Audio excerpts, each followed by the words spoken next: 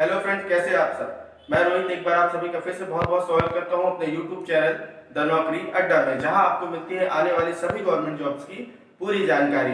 तो जैसा कि आपको पता है, हमारे चैनल में कंटिन्यू इंग्लिश और मैथ्स के लेक्चर अपलोड हो रहे हैं और होप सो कि आप लोगों ने सारे लेक्चर्स देखे होंगे। जिन लोगों ने लेक्चर्स नहीं देखे हैं पिछले इंग्लिश के, वो आई बटन पे क्लिक करके उन लेक्चर्स को देख सकते हैं।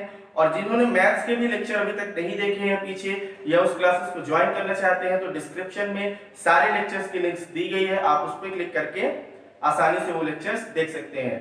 तो अभी लास्ट लेक्चर में इंग्लिश में हमने क्या किया था, टाइप्स ऑफ नाउन के बारे में डिस्कस किया था। आज मैं नाउन का आपको थर्ड टाइप बताने जा रहा हूं, तो वीडियो के लास्ट तक बने रहिएगा ताकि आपको पूरी तरह से नाउन समझ में आ जाए। तो चलिए शुरू करते हैं। सो फ्रेंड्स, अभी तक हमने क्या किया, नाउन को जाना कि नाउन क्या होता है, कॉम्पिटिटिव इंग्लिश में नाउन कैसे परफॉर्म करता है।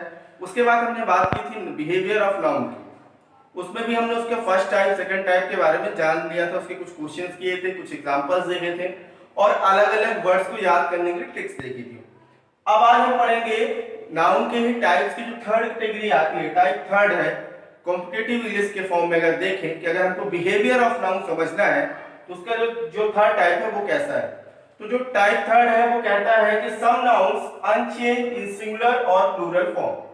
कुछ ऐसे नाउन्स होते हैं जो कि या चाहे सिंगुलर के लिए यूज किए जाए या तो प्लूरल के लिए यूज किए जाए, वो अपना फॉर्म नहीं बदलते हैं। समझिएगा बात को, मतलब चाहे वो सिंगुलर के लिए इस्तेमाल किए जाए या प्लूरल के लिए इस्तेमाल किए जाए, वो एज इट इज सेम रहेंगे, उनमें कोई चेंज नहीं आएगा। अब इसको ऐसे समझिएगा कि मान लीजिए मैं एक सेंटेंस लिखता, I have a pen, I have a pen. यहां पे हमको क्या दिख रहा है, आ, मतलब एक पेन की बात हो रही है इसलिए पेन। अगर मैं यहां पे लिखता आई हैव टू, तो यहां पे मुझे क्या लिखना पड़ता, पेन्स लिखना पड़ता है। क्यों? क्योंकि यहां पे सिंगुलर की एक की बात हो रही थी और यहां पे एक से ज्यादा यानी प्लूरल की बात हो रही थी। ठीक है, इसीलिए मुझे क्या लगाना पड़ा, एस का इस्तेमाल करना पड़ा। बट ये कुछ ऐसे नाउन्स होते हैं जो कि चाहे सिंगुलर के लिए यूज किए जाए या प्लूरल के लिए यूज किए जाए, उनमें कोई चेंजेस यानी कि उनके लास्ट में एस या ई एस नहीं लगाया जाता है। तो इनके एग्जांपल को मैंने तीन कैटेगरी में डिवाइड किया है। जो पहली कैटेगरी है उसमें कुछ वर्ड्स हैं, इनको आपको याद कर लेना है, नोट कर लेना है। पहला होता है बैरक्स। बैरक्स आप लोगों ने सुना होगा, जो आर्मी वाले होते हैं, जो हमारे सेना होती है, उनकी जो टोली है उन्हें कहते हैं। फिर आता है curves, cross roads, innings, headquarters, precis, series and species. ये कुछ ऐसे वर्ड्स हैं, ऐसे नाउन्स हैं जो कि क्या हो, चाहे इनका सिंगुलर के साथ, सिंगुलर वर्ब के साथ चाहे आप इनका यूज करिए या प्लूरल वर्ब के साथ यूज करिए, ये एज इट इज रहे आएंगे। अब देखिए इनको जानना क्यों जरूरी है, आखिर हम इन्हें नहीं जानेंगे तो हमारे साथ क्या दिक्कत हो जाएगी। देखिए प्रॉब्लम हो जाएगी जब आप क्वेश्चन सॉल्व करेंगे और अगर आपको इनके बिहेवियर के बारे में नहीं पता है तो आप वहां पे गलती कर देंगे। चलिए एग्जांपल से हम लोग देखते हैं। तो फ्रेंड्स, आप बोर्ड पे क्वेश्चन देख रहे हैं, ये प्रीवियस ईयर में जो एसएससी सीपीओएसआई में इंग्लिश के पोर्शन से मैंने एक क्वेश्चन उठाया है। ये क्वेश्चन आया हुआ है और इसके टाइप के कई क्वेश्चन लास्ट कई इयर्स में आ चुके हैं। तो इस क्वेश्चन में देखिए, इस क्वेश्चन में क्या करना है, आपको एरर फाइंड आउट करनी है कि इसके एक सेंटेंस है जिसे चार पार्ट में डिवाइड किया गया है और उसमें से आपको क्या करना है, फाइंड द एरर करनी है। मतलब आपको गलती ढूंढनी है कि ऐसा कौन सा पार्ट है जो गलत है। और देखिए इस सेंटेंस को 1 ए बी सी डी तीन चार पार्टों में बांट दिया गया है। ए पार्ट में है he scored century in his last inning, तो ही स्कोर्ड हो गया आपका ए पार्ट। बी पार्ट में आपका है सेंचुरी इन हिज, और जो सी पार्ट है वो है लास्ट इनिंग। और जो आपका डी पार्ट है ये नो एरर है, ये आपको तब टिक करना है अगर आपको लगता है कि पूरा का पूरा जो सारे पार्ट है वो अपनी जगह पे क्या है, पूरी तरह से सही है। तो देखिए फ्रेंड्स, क्या करते हैं जब हमको क्या होता है नाउन का बिहेवियर नहीं पता होता तो हम क्या करते हैं, सेंटेंस को पढ़ते हैं। हाँ, जैसे हम सेंटेंस पढ़ते हैं तो हमें क्या पता चलता है, he scored century in his last inning. उसने अपनी लास्ट इनिंग में क्या बनाया, सेंचुरी बनाया। जब भी आप इसको देखेंगे आप तुरंत जाएंगे, आप कहेंगे अच्छा ये पास्ट टेंस की बात हो रही है, मतलब डी लगाए तो ये पार्ट तो चलिए सही है। फिर उसके बाद यहाँ पे सेंचुरी की बात हो रही है, ठीक है सेंचुरी सही है। इन हिज बिल्कुल सही लगा क्योंकि उसने अपनी लास्ट इनिंग में लगाई है, तो आपको बी पार्ट भी सही लगेगा। फिर उसके बाद आप आएंगे लास्ट लास्ट, ठीक है, पिछली की बात हो रही मतलब लास्ट इनिंग, और लास्ट इनिंग तो एक ही इनिंग कोई खेला होगा, तो आपको लगेगा कि ये क्वेश्चन पूरी तरह से सही है और आप क्या करेंगे, इसमें नो एरर में टिक कर देंगे। जी हाँ दोस्तों, अगर आप ऐसा सोचते हैं तो आप बिल्कुल गलत हैं, क्योंकि ऐसा बिल्कुल नहीं होगा, ऐसा बिल्कुल नहीं होगा। अगर आपने डी पार्ट में टिक कर दिया तो आपका आंसर गलत हो जाएगा। क्यों? क्योंकि ये जो क्वेश्चन है ये बिहेवियर ऑफ नाउन के ऊपर डिपेंड है। ध्यान से देखिएगा कि यहाँ पे क्या लिखा हुआ है इसके सी पार्ट में, इसके सी पार्ट में लिखा हुआ है लास्ट इनिंग, जबकि इनिंग जैसा कुछ होता ही नहीं। एक्चुअली में होता क्या है, होता है इनिंग्स। अभी हम लोग पढ़ के आ रहे हैं, होता क्या है, इनिंग्स। चाहे वो एक इनिंग की बात करे, चाहे वो एक की बात करे, चाहे वो 10 की बात करे, ध्यान समझिएगा, चाहे वो एक इनिंग की बात कर ले, चाहे वो 10 इनिंग की बात कर ले, अगर वो ये कहता है कि उसने आखिरी 10 इनिंग्स में क्या की है, सेंचुरी मारी है, तो भी यहाँ पे इनिंग्स ही लगेगा, यहाँ पे इनिंग्स होना चाहिए, तो भी यहाँ पे इनिंग्स होना ही चाहिए। और अगर उसकी लास्ट इनिंग यानी एक सिंगल इनिंग की बात हो रही है, तो भी यहाँ पे क्या होना चाहिए, इनिंग्स होना चाहिए, जो कि यहाँ पे है नहीं। यहाँ पे केवल क्या लिखा हुआ है, इनिंग लिखा हुआ है।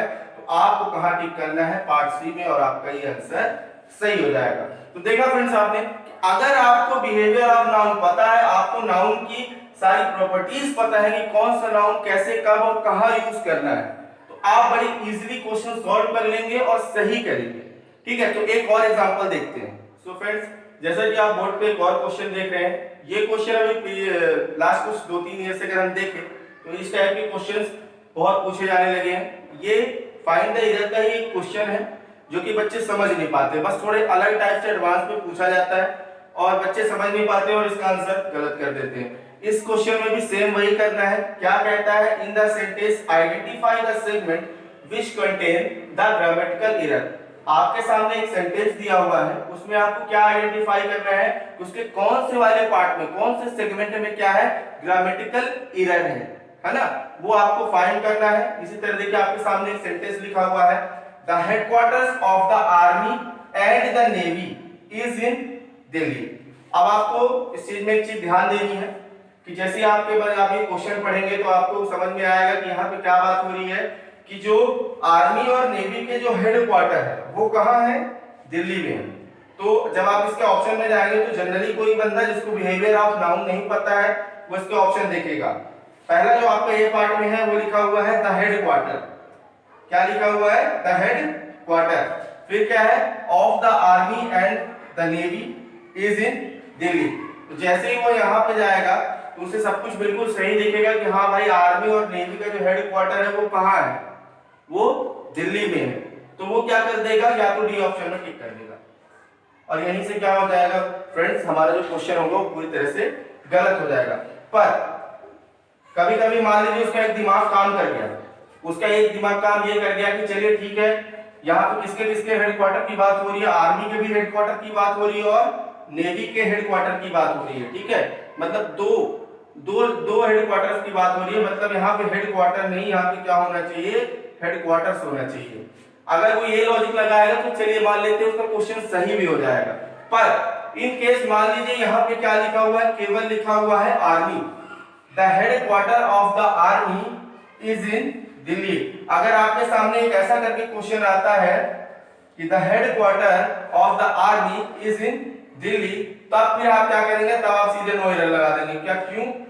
क्योंकि आपको ऐसा लगेगा केवल एक आर्मी के हेडक्वार्टर की बात हो रही है, इसलिए यहाँ पे हेडक्वार्टर सही है, जबकि ऐसा नहीं है। अभी लास्ट टाइम में हमने यही पढ़ के आया है कि कुछ ऐसे नाउन होते हैं जो चाहे सिंगुलर के लिए यूज किए जाए या फिर प्लूरल के लिए यूज किए जाए, वो एज इट इज रहते हैं, हेडक्वार्टर कभी नहीं होता। क्या हमेशा क्या होता है, हेडक्वार्टर्स होते हैं। चाहे वो केवल एक आर्मी की बात करे, चाहे आर्मी, नेवी, एयरफोर्स किसी की भी बात करे, चाहे सिंगुलर हो चाहे प्लूरल, वहां पे होगा हेडक्वार्टर ही, हेडक्वार्टर्स ही। तो आपको क्या करना है, आपको पता चल जाएगा, अगर आपने पढ़ा है, आपने समझा है, तो आपको पता चल जाएगा कि यहाँ पे हेडक्वार्टर नहीं, यहाँ पे क्या होना चाहिए, हेडक्वार्टर्स होना चाहिए। और आप क्या करेंगे, ए पार्ट में टिक कर देंगे और आपका बिल्कुल सही हो जाएगा। सो फ्रेंड्स देखिए, ये कुछ एग्जांपल्स हैं जो अभी प्रीवियस ईयर के एग्जाम्स जो हुआ था उसी में से मैं आपको उठा के करवा रहा हूँ। चलिए अब अलग कैटेगरी के वर्ड्स की बात करें। सो फ्रेंड्स, यहाँ पे हम अपने थर्ड टाइप के जो एग्जांपल के हमने दी कैटेगरी में कुछ वर्ड्स रखे हैं उनकी बात कर लेते हैं। इस कैटेगरी में कुछ वर्ड है deer, sheep, swine, aircraft, issue, offspring. ये कुछ ऐसे नाउन हैं, ऐसे वर्ड्स हैं, यदि इनका यूज हम क्या करें सिंगुलर के साथ करेंगे तो भी ये ऐसे ही रहेंगे, और यही इनका यूज हम क्या कर दें प्लूरल के साथ भी कर दें तो भी ये वैसे के वैसे ही रहेंगे, इनमें कोई चेंजेस नहीं आने वाले हैं। इसीलिए ये बहुत कम से वर्ड्स हैं, इसीलिए मैंने आपको इनको नोट करा दिया है कि इनको आपको याद रखना ही पड़ेगा। यानी आपकी जो ग्रामेटिकल वोकैबुलरी है वो भी बहुत स्ट्रांग होनी चाहिए अगर आपको एसएससी सीपीएसआई की इंग्लिश में अच्छे नंबर गेन करने हैं और इधर आपको बहुत कम करनी है।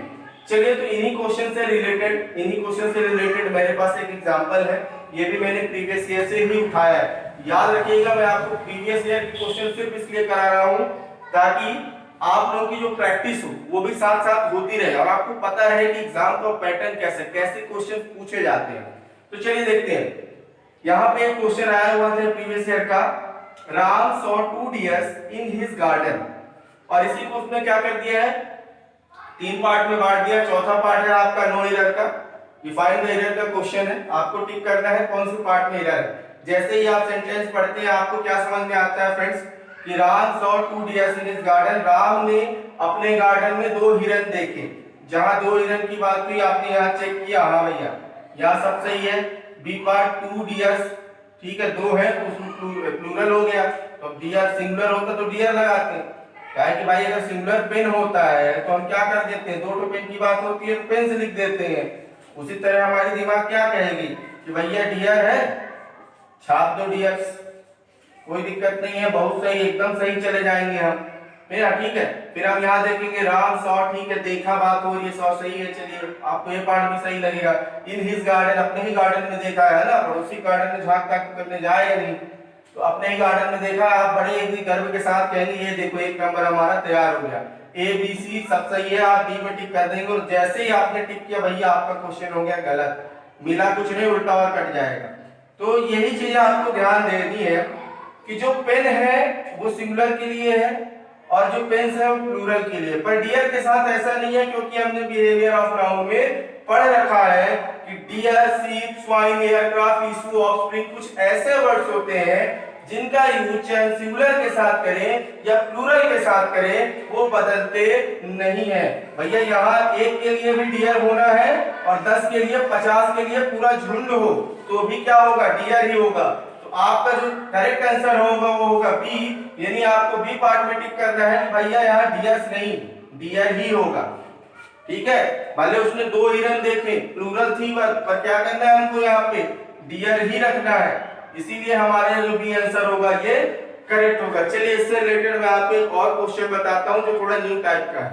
सो फ्रेंड्स आपके सामने एक और एग्जांपल है इसी टाइप के क्वेश्चन से रिलेटेड, ये भी प्रीवियस ईयर में आया हुआ है। इसमें क्या है आपके सामने एक सेंटेंस लिखा हुआ है, उसमें आपको एरर फाइंड आउट करनी है और उसी सेंटेंस के आपको A B C D option करके दिखे, आपको बस ये बताना है कौन से सेगमेंट में ग्रामेटिकल एरर है। तो आपके पास जो सेंटेंस है वो क्या है कि when you see her offsprings you can't believe that she is above 40। जब आपने उसकी संतानों को देखा तो आपको यकीन नहीं हुआ कि वो क्या है 40 से ज्यादा। संतूर वाली मम्मी थी भैया, है ना, संतूर वाली मम्मी थी, आपने देखा और आपको क्या लगा, आपको यकीन नहीं हो पाया कि अरे बाप रे मम्मी 40 से ज्यादा हो नहीं सकती। ठीक है, भावनाओं पे ध्यान देते, शब्दों पे आ जाए, ग्रामर पे आए। क्या लिखा हुआ है कि जब आपने उसकी संतानों को देखा तो आपको यकीन नहीं हुआ कि वो क्या है 40 से उसकी उम्र क्या है ज्यादा है। तो अब इसी में देखिए, अब हमको क्या करना है एरर फाइंड आउट करनी है। पहला पार्ट लिखा हुआ है व्हेन यू सी हर, है ना, when you see her offsprings, है ना, जब आपको व्हेन यू सी हर में तो कोई एरर दिखेगा नहीं भाई। व्हेन यू सी हर जब आपने उसको देखा वहां पे आपको काहे गलती नजर आएगी, देखते तो सब हमने भी देखा। फिर क्या लिखा है ऑफस्प्रिंग्स यू कॉट, ऑफस्प्रिंग, चलिए यहाँ पे आपका दिल एक बार कहेगा ऑफस्प्रिंग्स, क्या पता एक बच्ची हो, नहीं ऐसा तो नहीं होगा, 2 बच्ची या 3 बच्चे होंगे उसके, तभी ऑफस्प्रिंग लिखा हुआ है। तो आप ध्यान से देखेंगे, आप कहेंगे चलो ऑफस्प्रिंग यू कांट, इसको भी आप सही कर देंगे। चलिए यहाँ पे भी कोई एरर आपको नहीं मिलेगी। Believe that she is above 40। यहाँ पे आपको घूम फिर के कहीं पे कोई एरर समझ में नहीं आएगी। और मजे की बात तो ये है कि एक ऐसा क्वेश्चन है जिसमें नो एरर का भी ऑप्शन नहीं है ना, इसमें नो एरर का ऑप्शन ही नहीं है। अब नहीं, अगर होता नो एरर का एक ऑप्शन हमारे पास होता तो हम उसमें हमारी वजह से टिक कर देते, बहुत बढ़िया, एकदम सही क्वेश्चन हमको सही स्टेटमेंट लग रहा है। अब नहीं है तो फिर आप क्या करेंगे, 1 2 3 4 अक्कड़ बक्कड़ लंबे वो खेलें, किसी में भी टिक मार के चले और वो गलत हो जाए। बहुत अच्छे बच्चे हुए तो क्या कर देंगे, आप इसे छोड़ देंगे। क्यों? क्योंकि आपके समझ में नहीं आएगा, थोड़ा सा घुमाने वाला क्वेश्चन है, करना कुछ नहीं है, वही फंडा है जो हम लोग पढ़ के आए हैं भैया कि ऑफस्प्रिंग नहीं होता है, होता क्या है, ऑफस्प्रिंग बस होता है। ये जो यहाँ पे एक साथ में जो एस लगा है ये यहाँ पे नहीं होना चाहिए, क्योंकि ऑफस्प्रिंग एक ऐसा नाउन है जो चाहे सिंगुलर के लिए यूज हो, चाहे एक बच्चे के लिए यूज हो, चाहे उनके 4 बच्चे के लिए यूज हो, चाहे उनके 10 बच्चे के लिए यूज हो, वहां पे होगा सिर्फ ऑफस्प्रिंग। वहां पे क्या होगा बी पार्ट में, सिर्फ क्या होगा, ऑफस्प्रिंग, मतलब संतान, सिर्फ संतान ही रहेगी, ऑफस्प्रिंग ही आप इस्तेमाल करेंगे। संतान के अंदर चाहे कितने भी, चाहे प्लूरल में चाहे कितने भी बच्चों की बात हो जाए वहां पे ऑफस्प्रिंग ही लिखना पड़ेगा। और अगर आपको ये बिहेवियर ऑफ नाउन पता है तो आप बड़े इजीली क्या करेंगे, इसको ऐसे टिक कर देंगे और आपका आंसर क्या हो जाएगा, सही हो जाएगा। चलिए, तो यहां से हमारे जो टाइप्स ऑफ नाउन है ये इसको खत्म करते हैं। इसके बाद हम बात करेंगे कुछ ऐसे वर्ड्स की, है ना, जिनको अगर आप सिंगुलर से प्लूरल में बदल देते हैं तो उनकी काया ही पलट जाती है। सो फ्रेंड्स, जैसा कि हमने कहा नाउन पढ़ा, उसके साथ आपको सिंगुलर और प्लूरल का बहुत काम आया। जैसे कि अगर हम सिंगुलर और प्लूरल की बात करें, अगर हमारे पास कहीं पेन होता है और आपसे कोई बोलता है भैया इसका प्लूरल क्या होगा, तो आप तुरंत क्या करते हैं, पेन्स लिख देते हैं। अगर आपके पास कहीं कार है सिंगुलर में तो आपको प्लूरल बनाने को बोला, आपने क्या कर दिया, तुरंत कार्स लिख दिया। ठीक है, ये तो हो गया इसके प्लूरल। पर ऐसे कुछ ऐसे वर्ड होते हैं हमारी डिक्शनरी में, कुछ ऐसे वर्ड्स भी हैं जिनके प्लूरल होते ही नहीं है।